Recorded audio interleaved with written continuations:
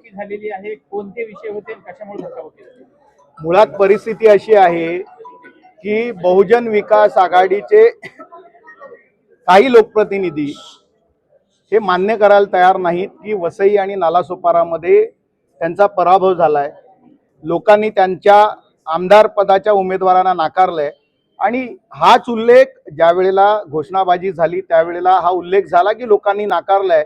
परंतु त्यांना का झोंबलं हे मला कळत नाही. मुळात लोकशाहीमध्ये आम्हालाही वर्षानुवर्ष लोकांनी नाकारलं, आम्ही ते स्वीकारलं आणि आम्ही मोठ्या मनाने पुन्हा एकदा कामाला लागलो. परंतु आजही अनेक काही त्यांचे नगरसेवक जे आहेत, काही लोक त्यांचे जे कार्यकर्ते आहेत ते हे सत्यच स्वीकारायला तयार नाहीत आणि त्यामुळे नाकारले हा शब्द कसा वापरला किंवा घरी बसवला हा शब्द कसा वापरला असं करून त्यांनी अत्यंत वाईट पद्धतीने वागायला सुरुवात केली, काही अपशब्द वापरायला सुरुवात केली. त्यामुळे आमचे सुद्धा सदस्य जे होते त्यांनी त्याला प्रत्युत्तर दिलं आणि त्यामुळे त्यानंतर जो काही प्रकार झाला तो आपण सगळ्यांनी बघितला. हा अत्यंत निषेधार्ह या महासभेमध्ये जनतेनं नाकारल्याचा आणि विषयाचा अर्थार्थ काय संबंध होता की त्याच्यामुळे जनतेनं नाकारला हा विषय काढला? कारण विषयाची सभा महासभा मुळात बोलताना वेगवेगळे शब्द आले, वेगवेगळे विषय आले, घोषणा आल्या,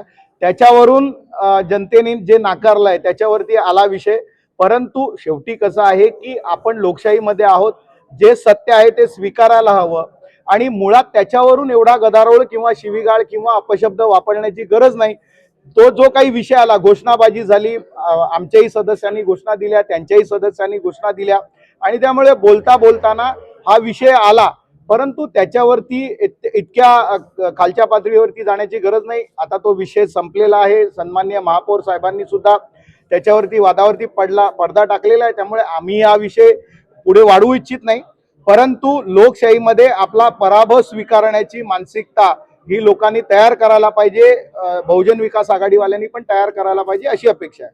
जर तुम्ही महासभेमध्ये जर घोषणा देत असाल तर त्यांनी ही घोषणा देणं मुळात जर आपण सुरुवातीपासून सभेत असाल तर भारतीय जनता पक्षाच्या कुठल्याही कार्यकर्त्यांनी कुठल्याही नगरसेवकांनी एकही घोषणा दिली नाही.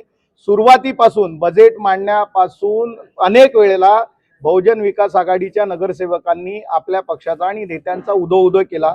हे 4 ते 5 वेळा घडल्यानंतर ज्या वेळेला बुलेट ट्रेनचा विषय आला त्यावेळेला हा केंद्र सरकारचा प्रोजेक्ट आहे, नरेंद्र मोदीजींचा ड्रीम प्रोजेक्ट आहे आणि त्याचं एक केंद्र किंवा त्याचं एक आपलं स्टेशन हे नालासोपारा पूर्वेला होतंय, त्याला विरार स्टेशन नाव आहे.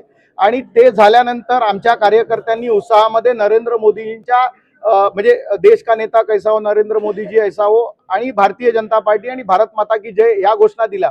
याच्यामध्ये कुणालाही डिवचण्याचा, कुणाच्याही विरोधात नव्हता.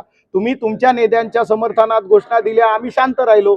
मग आमच्या नेत्यांच्या घोषणा दिल्यानंतर तुम्हाला का ते लागावं, झोंबावं? तुम्ही तर 5-5 वेळा घोषणा दिल्या. भारतीय जनता पक्षाच्या नगरसेवकांनी एकदा घोषणा दिली आणि तेही नरेंद्र मोदीजी आणि देवेंद्रजी हे देशाचे घटनात्मक प्रमुख आहेत, म्हणजे पंतप्रधान आणि मुख्यमंत्री आहेत. त्यांची जर घोषणा दिली, भारत माता की जय घोषणा दिली, तर तुम्हाला का झोंबावं हा सगळ्यात मोठा प्रश्न होता. त्यामुळे काय म्हणतात ते की सभागृहामध्ये हा जे काही झालं, महापौरांनी त्याच्यावरती पडदा पडलेला आहे. त्यामुळे तो विषय आता संपलेला आहे. आमच्यासाठी महत्वाचा विषय जो आहे तो प्रभाग समितीची रचना, ज्या बेकायदेशीरपणे प्रभाग समितीची महापालिकेनी म्हणजे तो तर तुम्ही ऐकलं असेल की शेवटच्या क्षणी म्हणजे ज्या वेळेला प्रस्ताव ठेवला त्यावेळेला सुद्धा सभासदांकडे गोषवारा नव्हता.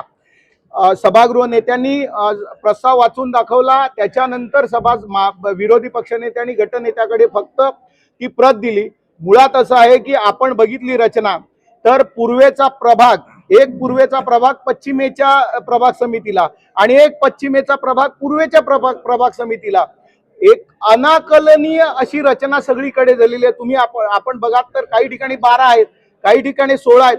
मला हे कळलंच नाही की विरार पूर्वेचा एक प्रभाग विरार पश्चिमेला आणायचा आणि विरार पश्चिमेचा एक प्रभाग विरार पूर्वेला आणायचा. म्हणजे 2 प्रभाग समित्यामध्ये सलग विरार पूर्वेचे प्रभाग नाही आहेत. तर एकाच प्रभाग समितीमध्ये विरार पश्चिमेचा एक प्रभाग आहे, दुसऱ्या प्रभाग समितीमध्ये विरार पूर्वेचा एक प्रभाग विरार पश्चिमेला आहे. त्यामुळे अशी चुकीची आणि केवळ राजकीय स्वार्थासाठी जी काही रचना केलेली आहे त्याचा आम्ही पर्यायी ठराव दिला आणि तो ठराव जो आहे तो सुद्धा आम्ही मांडलेला होता. या संदर्भात आम्ही जे काही तक्रार आहे ती नगरविकास विभागाकडे दिलेली आहे. आमची त्या ठिकाणी तक्रार झालेली आहे.